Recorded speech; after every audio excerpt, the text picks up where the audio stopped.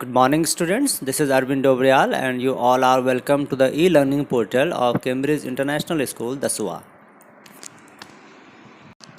We are reading the supplementary reader, that is Snapshots.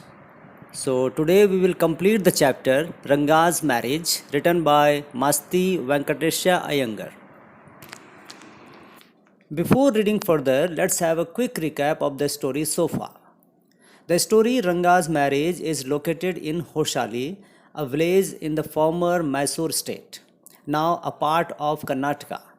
10 years ago, the village didn't have many people who knew English. The village accountant's son Ranga was the first one to be sent to Bangalore to study. A decade ago, the use of English language was not widespread in the narrator's village.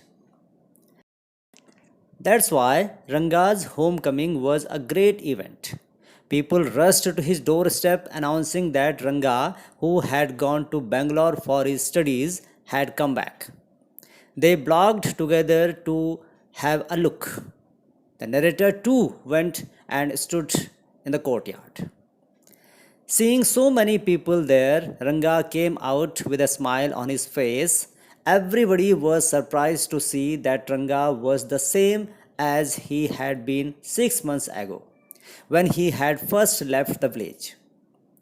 Once they realized that Ranga was unchanged physically, the crowd of people slowly disappeared. Only the narrator Shyama continued to stand there. After everyone had gone, the narrator asked Ranga how he was. Ranga noticed him, came near him, and greeted him respectfully. Ranga was a worldly wise young man. He knew when it would be to his advantage to talk to someone. He rightly assessed people's worth.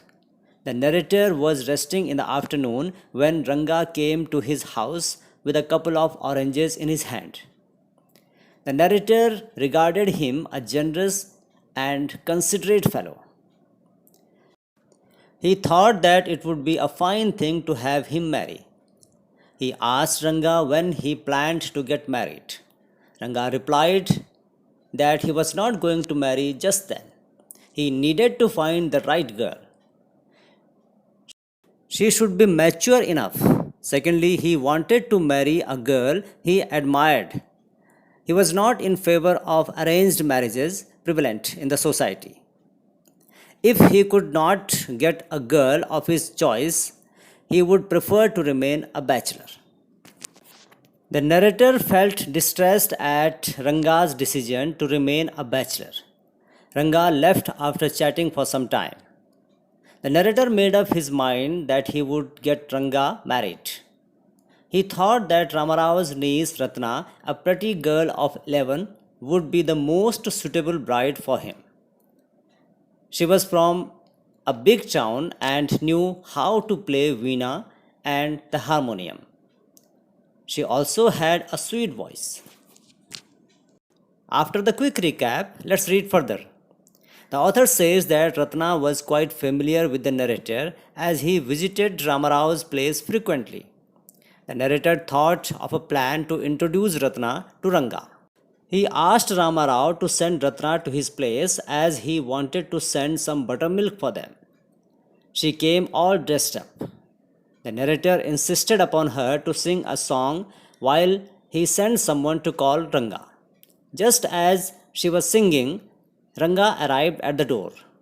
Her melancholic voice touched his ears, and thus he did not want to interrupt the singing, so he stood at the door.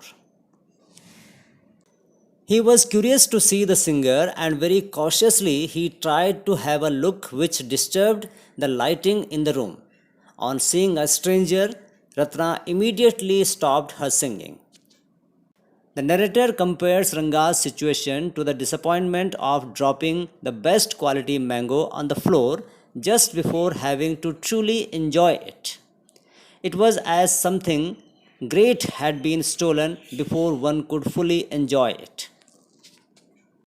Ranga asked the narrator why he called for him. Ratna was shy and thus looked downwards, whereas Ranga stealthily glanced at her. There was an awkward silence in the room. After things went a bit awkward, Ranga said that he feels it was his coming that stopped the singing, so he must leave. However, he did not. The narrator makes fun of him because he had not intention of going. He jokes about it and says one cannot expect action of words to match in the Kali Yuga. After a few minutes of awkward silence, Ranga finally asks the narrator about the girl. Now, the narrator compares the situation with the infamous story of the he goat and the lion, where he is the he goat and Ranga the lion. The narrator replies very cleverly and intends on seeing Ranga's interest in knowing about Ratna. Thus, he says that who she is not of much importance because she is already married and Ranga doesn't intend on marrying anytime soon. Hearing the narrator's reply, Ranga got excited, although he did not show it, but it was quite evident. Full of hope, he asks if she is not married yet, to which the narrator replies that she is, and probably a year ago. Ranga was disappointed and disheartened. It was clearly all over his face. He went away saying that he had some work.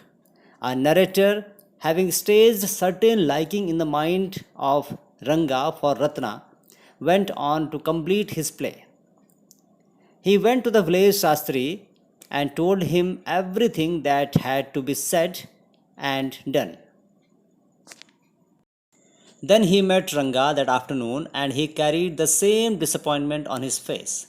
Upon asking if it's a headache, the narrator tells him that they should go to see a doctor.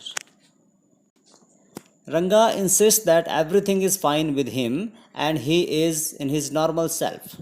The narrator very wittily makes a remark that he went through the same feelings when he was finding a girl for himself and immediately mentions that it could not be the reason for Ranga. Furthermore, he suggested that they should go to Shastri to see if the stars are in their favor. Stars here means Guru, Jupiter, Shani, and Saturn, etc. Ranga went with him. On seeing Shastriji, he implied not having seen the narrator in a long while, which is obviously not true as they had met before the same morning. Here, the narrator reveals his pet name Shyama, as they called him in the village.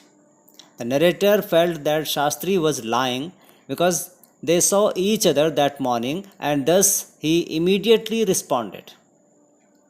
However, Shastri completed his sentence and saved the entire situation. Shama realized what he was just about to do and took extra care for that moment. Shastri continued his role and acted surprised on seeing Ranga. The narrator asked the Shastri to take out all his tools to solve whatever is going on in Ranga's mind with full authority. Shastri took out his essential and told them that this is all ancient science. But he won't recite it now because then they both would get bored, but he does intend on telling it some other time.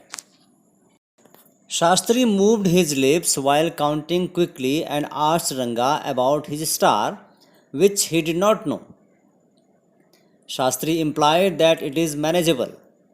He appeared to be doing certain calculations. After a moment, he indicated that Ranga has a girl on his mind. Even after trying his best, Shama could not control his laughter. He thus posed the question to Shastri, asking about the details of the girl.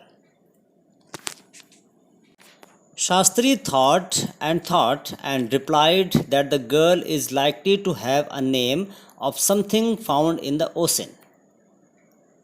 Their guesses include Kamla, Pachi, Moss, Pearl, and then suddenly Shastri said Ratna.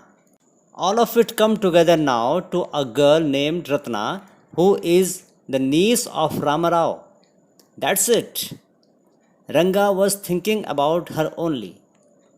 Ranga was both surprised and happy because Shastri's prediction were right.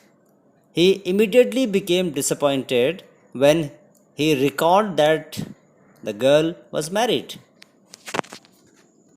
Shastri said that he did not know all that and there might be another suitable girl.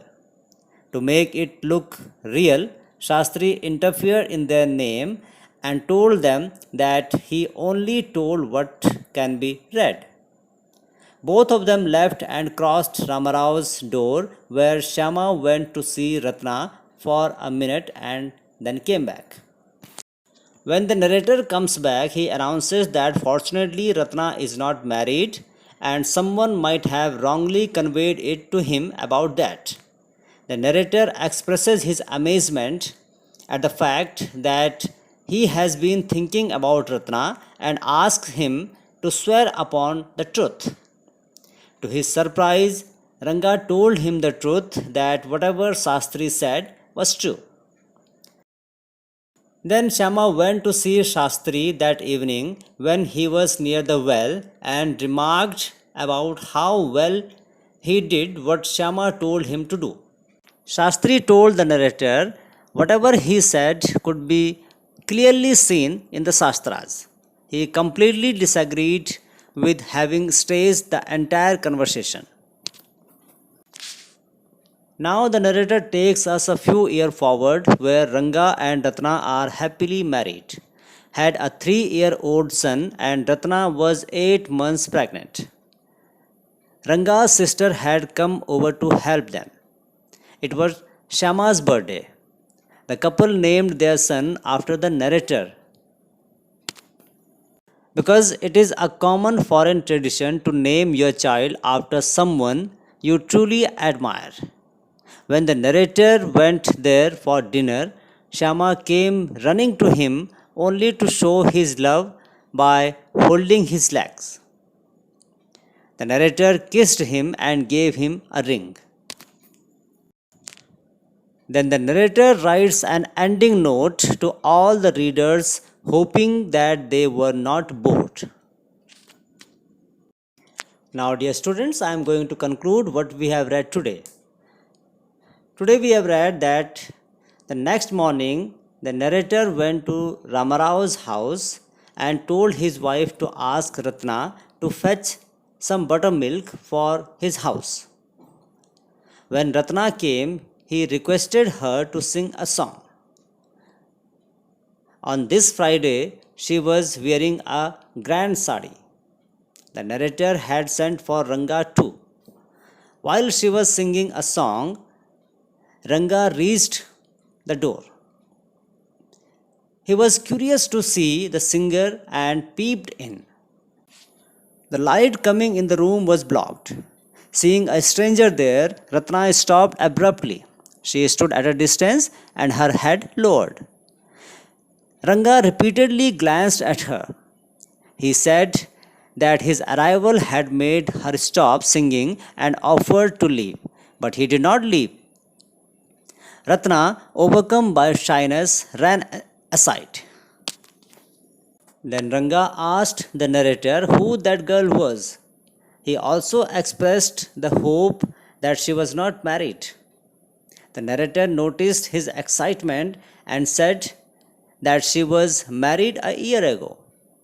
The narrator noticed sign of disappointment on Ranga's face. The next morning, the narrator went to the astrologer Shastri and told him to keep everything ready to read the stars. He tutored the astrologer in all that he wanted him to say. Then he escorted Ranga to the Shastri's house. Shastriji praised astrology as an ancient science. He asked Ranga's star, but Ranga did not know. After making some calculations, Shastri said that Ranga was thinking about a girl. To the narrator's question as to who that girl was, the Shastri said that she had the name of something found in the ocean, like Kamla, Pachi, Moss, Pearl, or Ratna, the precious stone. The narrator remembered that the name of the girl in Ramarao's house was Ratna. He asked if there was any chance of their negotiation bearing fruit. Shastri gave a positive response. There was surprise on Ranga's face and some happiness as well. On the way, they passed by Ramarao's house. Ratna was standing alone at the door. The narrator went in alone. He came out in a minute and gave the news that the girl wasn't married. He remembered that whatever Shastri told them had turned out to be true. He asked Ranga if he had been thinking of her. Ranga admitted it. Years later, Ranga invited the narrator for dinner on the occasion of his 3-year-old son Shama's birthday. He had named his son after the narrator. Young Shama rushed to the narrator and put his arms round the narrator's leg.